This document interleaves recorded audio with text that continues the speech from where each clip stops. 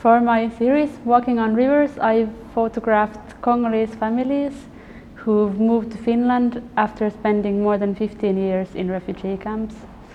They've moved to a small town in northern Finland called Pudasjärvi, where almost half of the local population has moved out. So I followed these families as they're starting a new life in a different environment. The most central theme in the series somehow is change and our ability to deal with change as individuals and as a society.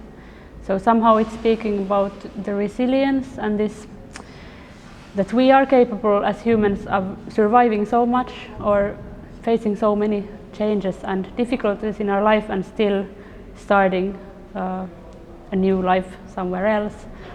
And I think this is what these families show. So that's something, a transition I wanted to follow.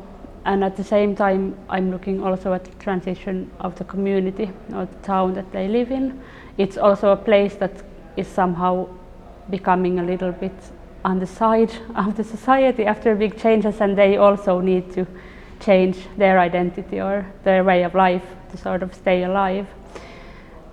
And I think that's something that's quite important now for us to think about in Finland or in Europe, that we also need to be ready to change as a society and be more inclusive.